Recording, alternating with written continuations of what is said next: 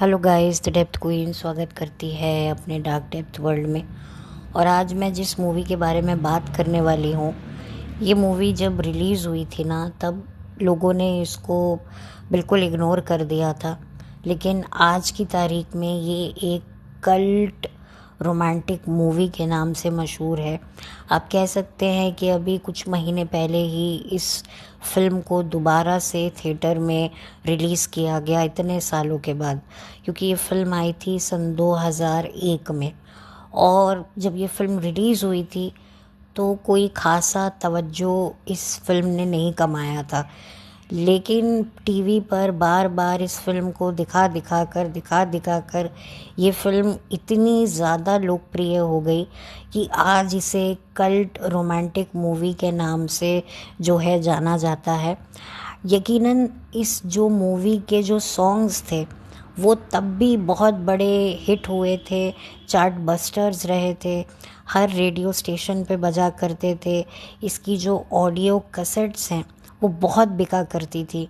Specially इसके title track के लिए तो एक अलग से कैसेट निकाली गई थी, ऑडियो कैसेट निकाली गई थी, क्योंकि एक जो पर्टिकुलर कैसेट था उसमें सिर्फ़ और सिर्फ इसके टाइटल ट्रैक्स थे। जी हाँ, फिल्म में जो टाइटल ट्रैक आपने सुना है उसके अलावा भी अलग से सेपरेट टाइटल सॉन्ग्स जो हैं वो क्रिएट किए गए, और फिर उनमें से एक ही टाइटल को जो है मूवी में रखा गया, जो कि काफ़ी लोकप्रिय हुआ था। जी हाँ, अब बहुत सारा सस्पेंस क्रिएट ना करते हुए मैं फ़िल्म का नाम बता ही देती हूँ, और फिल्म का नाम है रहना है तेरे दिल में। जी हाँ, अब आपको याद आ ही गया होगा कि मैं किस मूवी के बारे में बात कर रही हूँ। और शायद ये मूवी एक ऐसी मूवी है जिसको मैं चाहकर भी अंडररेटेड तो नहीं बोल सकती हूँ। इस मूवी का क्रेज़, जब ये फ़िल्म रिलीज़ हुई ना, तो ऐसा नहीं था कि इस मूवी का क्रेज़ नहीं था। स्पेशली जो इसके जो गाने थे ना, वो सबसे बड़ा फैक्टर थे इस मूवी को देखने के लिए। लेकिन अनफॉर्चुनेटली ये फ़िल्म जब रिलीज़ हुई तब इतनी ज़्यादा कामयाबी नहीं पा सकी है। एक्चुअली ये साउथ की मूवी का ऑफिशियल रीमेक थी। इस मूवी में थे सैफ अली खान, आर माधवन और दिया मिर्ज़ा। दिया मिर्ज़ा कौन हैं? बहुत सारे ब्यूटी पैजेंट विनर वो रह चुकी हैं, और उसके बाद उन्होंने बॉलीवुड में अपना कदम रखा। जैसे कि होता है हर ब्यूटी पैजेंट विनर को या रनर्स अप को इस तरह के मौके मिलते हैं। अगर मैं दिया मिर्ज़ा के करियर पर अगर मैं निगाहें डालूँ ना, तो मैं ये बिल्कुल नहीं कहूँगी कि दिया का करियर बिल्कुल भी बॉलीवुड में नहीं चला। हाँ, जिस तरह से दिया की जो पर्सनालिटी थी, कहीं ना कहीं उनको ऐश्वर्या से भी कंपेयर किया जाता था। उनकी जो लुक्स थी, उनके जो साइड पोज थे, कहीं ना कहीं ऐश्वर्या से काफ़ी मिला करते थे। और ख़ुद इस बात की पुष्टि दिया मिर्ज़ा ने भी अभी कुछ दिनों पहले एक इंटरव्यू में करी थी कि लोग उनका कंपैरिजन ऐश्वर्या से करते थे, जो कि उनको बड़ा अजीब लगता था। लेकिन वो खैर एक अलग बात है। लेकिन ऐश्वर्या और दिया मिर्ज़ा भले ही जो हैं खूबसूरत, तो खूबसूरती की मलिका रही हों और उन्होंने जो है ब्यूटी पैजेंट्स जीते हों, लेकिन दोनों की जो लाइफ है वो बहुत डिफरेंट रही, और दोनों की जो जर्नी है वो भी बहुत ज़्यादा डिफरेंट रही है। एक और आपको ऐश्वर्या का तो पता ही है, मैंने ऐश्वर्या के ऊपर भी एक वीडियो बना रखा है जो कुछ काफ़ी महीने पहले मैंने बनाया था। अगर मैं बात करूँ दिया मिर्ज़ा की, तो दिया मिर्ज़ा ने जो है ब्यूटी पैजेंट जीतने के बाद जो है बॉलीवुड में अपना मुकाम बनाने के लिए अपना कदम रखा। लेकिन वही वाली बात है कि दिया मिर्ज़ा की जो फ़िल्में हैं वो कभी भी इतनी सक्सेसफुल नहीं गई हैं, और दिया मिर्ज़ा को कभी भी उनकी एक्टिंग के लिए किसी भी तरह का कोई ख़ासा एप्रिसिएशन नहीं मिला है। वो बात अलग है कि दिया मिर्ज़ा ने बड़े बड़े एक्टर्स के साथ काम किया, सलमान खान हो गया, उर्मिला मातोंडकर, अर्जुन रामपाल, बहुत सारे बड़े बड़े लोगों के साथ वो आज भी काम कर रही हैं। आज भी दिया मिर्ज़ा जो हैं ओटीटी पर भी काम कर रही हैं। उनकी हाल ही में फ़िल्म नादानियाँ जो सैफ अली खान के बेटे की OTT पर रिलीज़ हुई थी नेटफ्लिक्स पे, उसमें भी दिया मिर्ज़ा हैं। और आप संजोग की बात देखिए कि उनकी पहली फ़िल्म में जो सैफ अली खान थे वो उनके लिए गाना गा रहे थे, दिल को तुमसे प्यार हुआ। और आज इतने सालों के बाद सैफ अली खान के बेटे की माँ के रूप में नज़र आ रही हैं दिया मिर्ज़ा। तो ये अपने आप में ही बड़ा एक अजीब सा और बड़ा ही ऑकवर्ड सा इत्तेफाक मुझे लगा कि भाई जिसका बाप पीछे पीछे गाने गाता था फिल्म में, आज वो उसी के बेटे की माँ बन के उसके पीछे पीछे घूम रही है, बेटा तूने ये खा लिया, बेटा तूने ये कर लिया। तो ये बड़ा ही एक्ट्रेसेस के साथ ये एक बहुत ही, मुझे लगता है, एक सौतेला व्यवहार हो जाता है जब वो एक उम्र पार कर लेती हैं।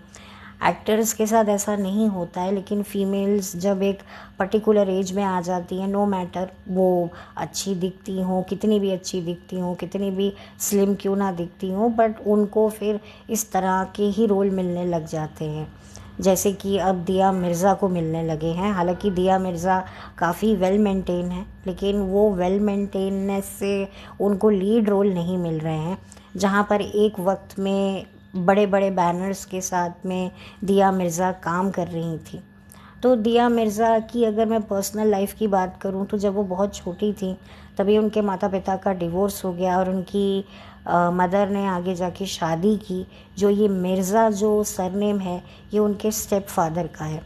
दिया मिर्ज़ा के मैंने पुराने इंटरव्यूज़ वगैरह पढ़े हैं, सुने हैं, तो इनके इंटरव्यूज़ से ये साफ ज़ाहिर होता है कि उनको अपने पिता के साथ में एडजस्ट करने में कहीं ना कहीं दिक्कत तो होती ही थी। वो अपने बायोलॉजिकल फादर से भी टच में थी, तो काफ़ी ज़्यादा मानसिक तौर पर उतार चढ़ाव तो दिया मिर्ज़ा ने देखे ही हैं। और अब आप इत्तेफाक ये देखिए कि आज की तारीख में खुद दिया मिर्ज़ा किसी की स्टेप मदर बन चुकी हैं। यानी कि दिया मिर्ज़ा ने सन 2014 में शादी की थी और शादी कुछ सालों तक रही, उसके बाद वो शादी टूट जाती है और फिर उसके कुछ ही वक्त बाद अचानक से दिया मिर्ज़ा की शादी की खबरें आती हैं और फिर शादी के चंद महीने बाद ही उन्हें एक बेटा पैदा हो जाता है। तो खैर अब आपको समझ आ ही गया होगा कि कितनी जल्दी शादी करने का अचानक से क्या रीज़न रहा। वो तो खैर बहुत पर्सनल हो जाएगा, तो मैं वहाँ उसके बारे में बात नहीं करूँगी। लेकिन जिनसे उनकी अब दोबारा शादी हुई है, उनकी पहली शादी से एक बेटी भी है, जिसके साथ दिया मिर्ज़ा अपना एक काफ़ी अच्छा बॉन्ड बनाने में उतारू रहती हैं। सोशल मीडिया पर कुछ ना कुछ वो अपनी बेटी के लिए, स्टेप डॉटर के लिए, हाफ डॉटर के लिए कुछ ना कुछ वो पोस्ट करती रहती हैं। तो मुझे देखकर लगता है कि वो अपने खुद के एक्सपीरियंसेस को बहुत ही अच्छे से इस्तेमाल कर रही हैं, क्योंकि वो जानती हैं कि इतना आसान नहीं होता है अपने पेरेंट के नए पार्टनर के साथ में अकोमोडेट करना। तो ये दिया मिर्ज़ा की जो कहानी रही है थोड़ी सी मैंने बताई है, थोड़ी पर्सनल थोड़ी प्रोफेशनल।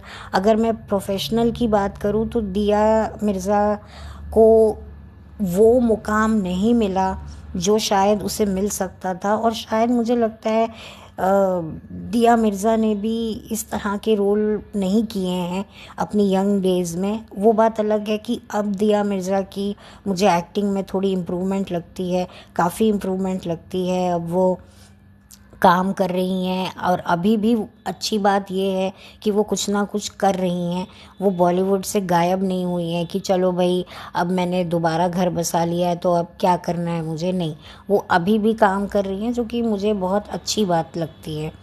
अब मैं बात करूँगी आर माधवन के बारे में। आर माधवन का अगर मैं सफ़र आप लोगों के सामने डिस्कस करूँ ना, तो आर माधवन साउथ मूवीज़ भी कर चुके हैं और हिंदी मूवी तो कर ही रहे हैं, और उन्होंने टेलीविज़न पर भी बहुत काम किया है। मैंने उन्हें बनेगी अपनी बात नाम के शो में भी देखा है, जो एक वक्त पे जी टीवी पे आता था। फिर उसके बाद जी टीवी का एक और शो आता था घर जवाई, फिर सोनी पर एक शो आता था साया। तो और भी ऐसे शोज़ में टेलीविज़न में मैंने जो है आर माधवन को देखा है। अभी कुछ समय पहले मैंने आरोहन नाम का एक शो रिव्यू किया था अपने चैनल पर। उसमें भी स्पेशल अपीयरेंस में दूरदर्शन के में आर माधवन थे। उसमें तो कश्मीरा शाह भी थी पर आर माधवन भी थे। तो आर माधवन की एक बहुत ही लंबी जर्नी रही है। एंड मोस्ट इम्पॉर्टेंट थिंग, एक गाना 90s में बड़ा पॉपुलर हुआ था, चुप तुम रहो चुप हम रहें। जी हाँ, ये इस रात की सुबह कब होगी नाम था मूवी का। तो उसमें जो गाने में जो एक तो जो हीरो थे निर्मल पांडे शायद उनका नाम था, आई होप मैं सही उनका नाम ले रही हूँ। तो उनके साथ में ये गाना एक और लड़के पर भी फिल्माया गया था और वो बंदा कोई और नहीं बल्कि आर माधवन थे, जिनको बिल्कुल भी नोटिस नहीं किया गया था इस गाने में। वो बात अलग है कि अब जब इंसान कुछ बन जाता है, कोई एक मुकाम तक पहुंच जाता है, तो फिर उसकी छोटी छोटी चीज़ें भी बहुत हाईलाइट हो जाती हैं। तो अब लोगों को भी दिखा कि अरे ये तो आर माधवन है, बट उस टाइम पर आर माधवन कौन है क्या है किसी से भी लेना नहीं था। तो ये आर माधवन की बड़ी ही दिलचस्प जर्नी रही है। और आर माधवन की रहना है तेरे दिल में जो है पहली हिंदी फिल्म थी। इससे पहले जो रीमेक बनी थी रहना है तेरे दिल में कि साउथ रीमेक में भी आर माधवन थे। तो एक तरीके से ये इनका हिंदी वर्जन था और एक तरीके से बॉलीवुड में उनका डेब्यू हुआ था इसी फिल्म से। और उसके बाद फिर कैसे कैसे आर माधवन की जर्नी रही और आज आर माधवन को लोग किस नज़र से देखते हैं बॉलीवुड में, वो तो आपको पता ही चल चुका है जब कुछ समय पहले उनकी मूवी आई थी अजय देवगन के साथ में शैतान। अब मैं बात करूंगी सैफ अली खान के बारे में। सैफ अली खान ऑब्वियसली दिल चाहता है के बाद उनका जो करियर ग्राफ है वो बहुत अच्छे से जो है पटरी पर आ चुका था और उनको अनगिनत सेकंड लीड रोल मिल रहे थे। और इस फिल्म में भी वो आर माधवन के बाद सेकंड लीड पर थे। तो हालांकि उनका रोल कंपेयर अगर मैं करूं आर माधवन से तो कम ही था, लेकिन जितना भी था उन्होंने अपने काम में जो है पूरी ईमानदारी दिखाई है। कहीं से भी मैं ये नहीं कहूँगी कि उन्होंने आर माधवन को टक्कर नहीं दी है। जितना भी उनका रोल था उन्होंने अपने रोल में पूरा अपना 900% दिया है और पूरा उन्होंने अपना जो भी उनको किरदार मिला है, बेसिकली ये जो किरदार रहा ये थोड़ा नेगेटिव रहा और एंड में ऑब्वियसली पॉजिटिव हो गया, क्योंकि ऑब्वियसली एक को तो हीरोइन को सेक्रीफाइस करना है और जो हीरोइन का सेक्रीफाइस करेगा वही कितना भी नेगेटिव हो बंदा पूरी फिल्म में, लेकिन फिर आखिर में जो है वो पॉजिटिव ही लगने लगेगा, क्योंकि उसने उस लड़की को उसके मनपसंद लड़के से शादी करने की जो है इजाज़त दे दी। एक तरीके से कहा जा जी ले अपनी ज़िंदगी, तो ऑब्वियसली फिर वो पॉजिटिव ही कैरेक्टर हो जाता है। जैसे कि दिलवाले दुल्हनिया ले जाएंगे में अमरीश पुरी पूरी पिक्चर एक सख्त बाप के तौर पर दिखे, लेकिन एंड में जिस तरीके से वो अपनी बेटी को बोलते हैं जा सिमरन जा जी ले अपनी ज़िंदगी, तो उसके बाद उनके सारे जो फिल्म में जो उन्होंने पाप किए हुए थे, अपनी बीवी को जिस तरीके से वो हड़काते थे, बेटी पर जिस तरीके से पहरेदारी बिठाते थे, वो सारे उनके गुनाह माफ़ हो गए। और याद रहा लोगों को बस एक ही डायलॉग कि जा सिमरन जा जी ले अपनी ज़िंदगी। आज भी जो है फादर, ये जो एक पर्टिकुलर डायलॉग बन गया मुझे लगता है हर फादर के लिए, जब वो अपनी औलाद को कहता है जा बेटा कर जी अपनी ज़िंदगी। तो वाकई ये बहुत अच्छी एक चीज़ जाने अनजाने में कभी कभी बॉलीवुड वाले दे देते हैं हमारे को, जो हमारे काफ़ी काम भी आता है और हमारी आम जिंदगियों को जो है थोड़ा सा एक रफ्तार बढ़ाने के काम आता है। इस तरह के डायलॉग्स जो अमरीश पुरी साहब को दिया गया और एक तरीके से एक आइकॉनिक डायलॉग बन गया। आई थिंक मुझे तो इस फिल्म में दिलवाले दुल्हनिया में तो यही डायलॉग सबसे पसंद है कि जा सिमरन जा, जी ले अपनी ज़िंदगी। क्योंकि मैं खुद भी अपनी ज़िंदगी में इस तरह की सोच रखती हूँ। आज की तारीख में अगर आपको किसी को अपने करीब लाना है ना, तो उसको वो करने दो जो वो चाहता है। तो बस ये तो खैर एक छोटी सी बात इधर की उधर चली गई। तो बैक टू सैफ अली खान। तो सैफ अली खान का जो गाना था दिल को तुमसे प्यार हुआ, वो भी उस टाइम पर बहुत बड़ा हिट हुआ था। इस मूवी के जो डायरेक्टर थे उन्हीं ने साउथ की मूवी भी बनाई थी, और इस फिल्म में भी वो आर माधवन के जो है बॉस का रोल कर चुके थे, छोटे से गेस्ट अपीयरेंस में। और उनका नाम था गौतम, कुछ गौतम करके था, गौतम वासुदेव मेनन करके था, वासुदेव मेनन करके। आई होप मैं सही नाम ले रही हूँ। अगर कुछ चेंज होगा तो मैं कमेंट सेक्शन में नाम को अच्छे से लिख दूँगी। और इस फिल्म का म्यूज़िक दिया था हरीश जयराज ने, और उन्होंने साउथ का भी शायद म्यूज़िक दिया था जिस फिल्म का ये रीमेक हिंदी में बनी थी। तो ओवरऑल इसके जो गाने थे ना वो चार्ट बस्टर थे, और उस वक्त भी थे और आज भी थे। मेरे को दो गाने बहुत पसंद थे इस मूवी के, वैसे तो सारे ही अच्छे थे, लेकिन जो सबसे ज़्यादा फेवरेट मेरे थे, एक तो ज़रा ज़रा जो बॉम्बे जयश्री ने गाया था शायद, और दूसरा था सच कह रहा है दीवाना जो के साहब ने गाया था।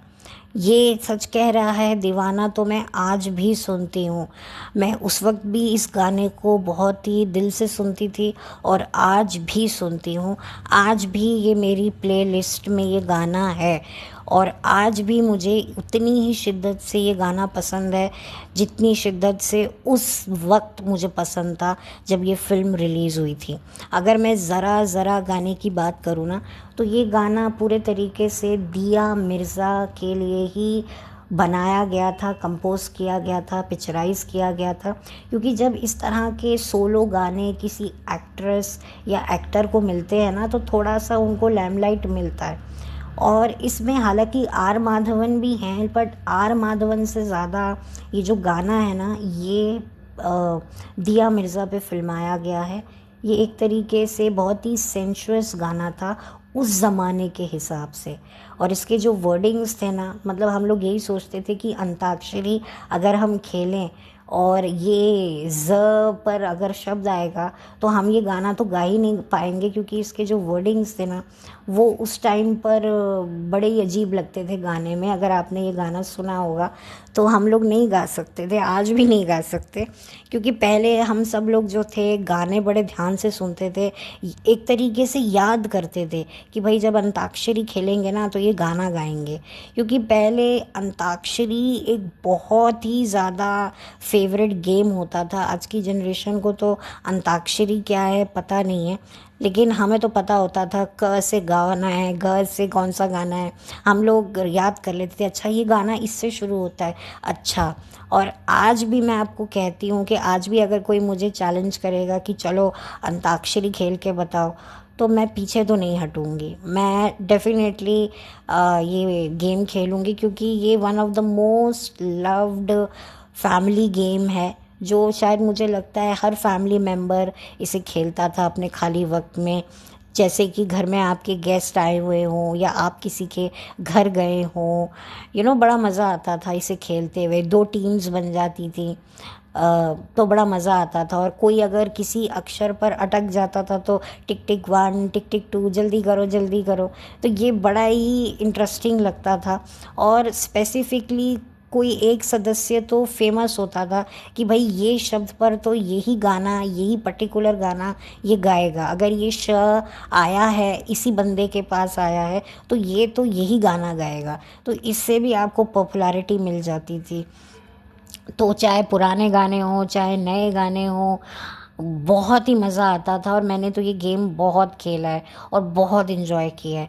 वो बात अलग है कि आज कोई ये अंताक्षरी खेलता ही नहीं है, क्योंकि अब वो टाइम, वो बॉन्ड, वो जो एक एक होता था, प्यार होता था फैमिलीज़ में, या एक वो होता था आपकी पहले ये इतना सोशल मीडिया तो था नहीं, ना मोबाइल था, तो कोई कितना टीवी देखता था, तो सब लोग बैठ जाते थे, तो ये बड़ा मज़ा आता था। और फिर बाद में हम लोग एक ऐसा भी गेम बना लेते थे कि किसी पिक्चर की ट्यून हम ऐसे गुनगुनाते थे और पहचानने को कहते थे कि ये कौन सा गाना है। जैसे ये ज़रा ज़रा गाना है, अगर मुझे ये गाना किसी को धुन बनानी है तो मैं गाऊंगी नना नना नना नना नना नना नना ना, तो सामने वाला बताएगा कि मैं कौन सा गाना गा रही हूँ। तो हम ऐसी भी गेम बना लेते थे मतलब, और फिर कोई गलत बताता था तो हम हंसते थे।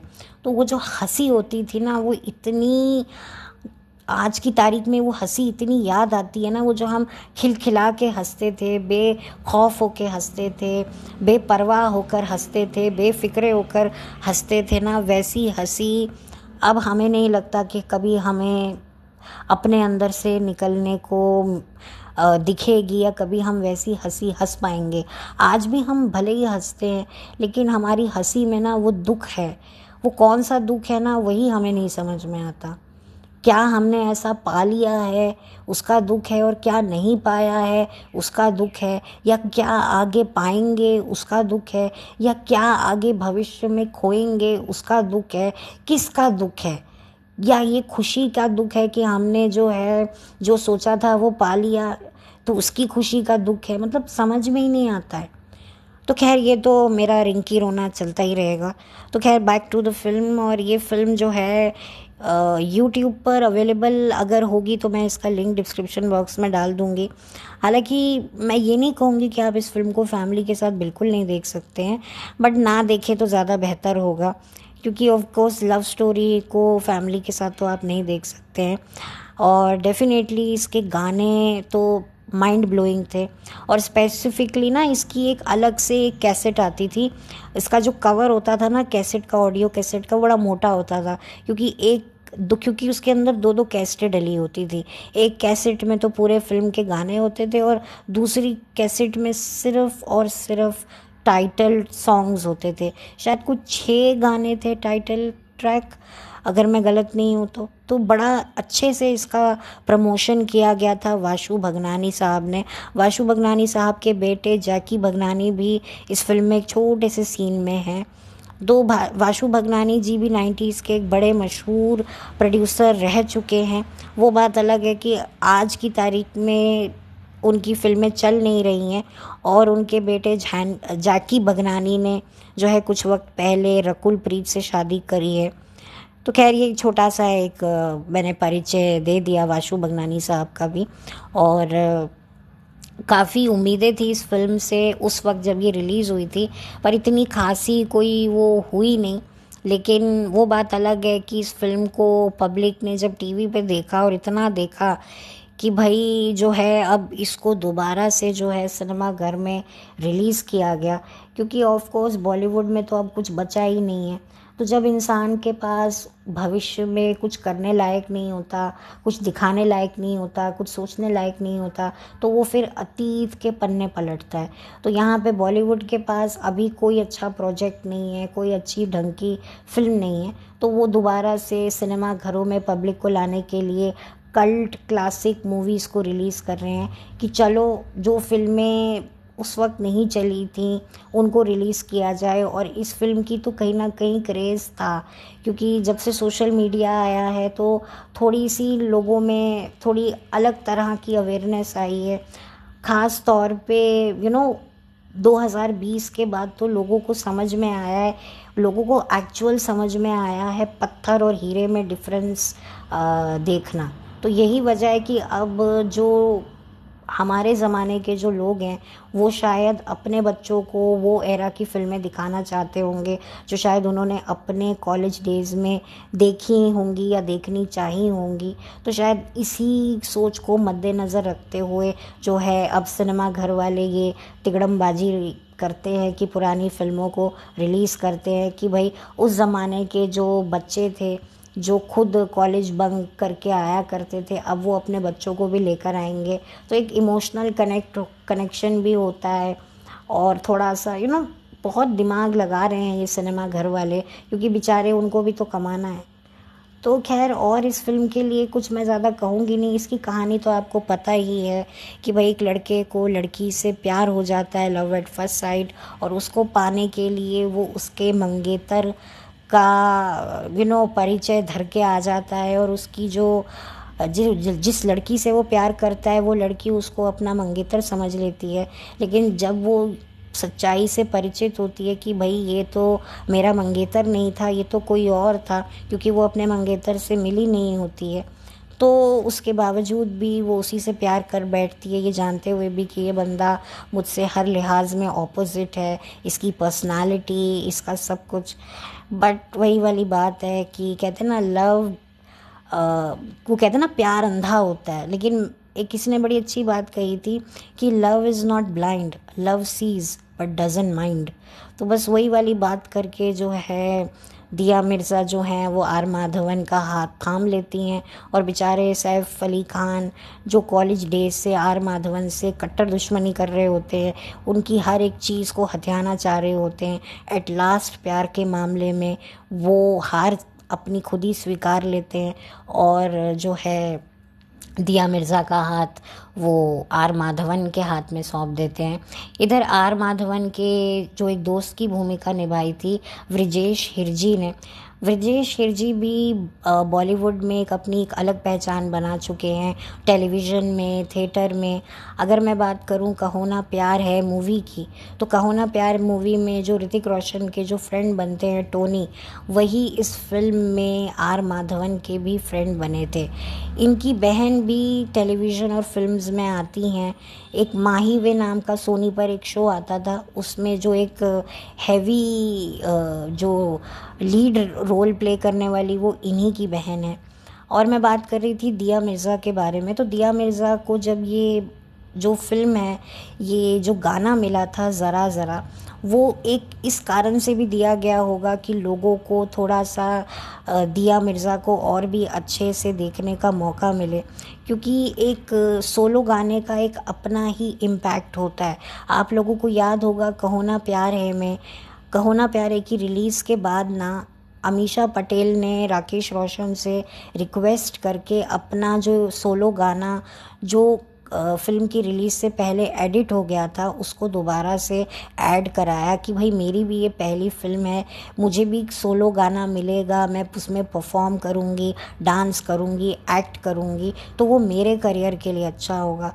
तो यही सोचकर, क्योंकि दिया मिर्ज़ा की तो ये पहली फिल्म थी, हालांकि आर माधवन, सैफ अली खान तो काम कर ही चुके थे, आर माधवन साउथ में तो काम कर ही रहे थे, टेलीविज़न पे तो काम कर ही रहे थे, लेकिन दिया मिर्ज़ा को एक अच्छा गाना उन्होंने दिया। लेकिन अनफॉर्चुनेटली गाना अच्छा था, चला भी बहुत, और दिया ने अपनी तरफ से पूरा अपना एफ़र्ट डालने की कोशिश करी। लेकिन जब मैं देखिए अपनी अगर बात करूँ ना, तो आज भी अगर मैं ये गाना सुनूँ ज़रा ज़रा, तो मुझे दिया मिर्ज़ा उतने अच्छे से मेरे विजुअल में नहीं आती हैं। मतलब आती हैं बट उस लेवल पर नहीं आती हैं, कहीं ना कहीं कुछ ऐसी छाप मिसिंग मेरे को तो लगी।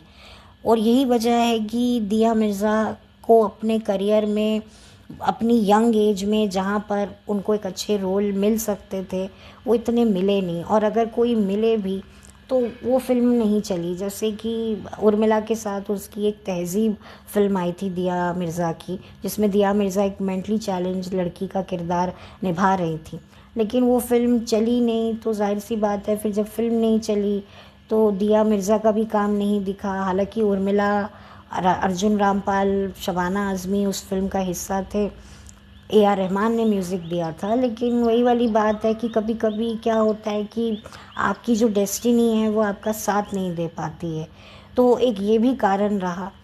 रहना है तेरे दिल में अगर आप देखेंगे तो एक कंप्लीट एंटरटेनिंग मूवी है, जिसमें गाने भी अच्छे हैं। इस मूवी में तनाज़ ईरानी भी थी। तनाज़ वही हैं जिनको आप बख्तियार के साथ नच बलिए सीज़न 2 में भी देख चुके हैं, और अब काफ़ी उन्होंने भी अपनी एक लंबी पारी टेलीविज़न में खेली है। फिल्मों में कहो ना प्यार है में भी वो थी, तो मैं प्रेम की दीवानी हूँ मूवी में भी थी, तो मेरे यार की शादी में भी थी। तो तनाज़ भी आपको इस फिल्म में दिखेंगी दिया मिर्ज़ा की फ्रेंड के रूप में। तो ओवरऑल मैं कहूँगी कि ये फ़िल्म एंटरटेनिंग तो बहुत थी, लेकिन उस वक्त अनफॉर्चुनेटली ये चली नहीं।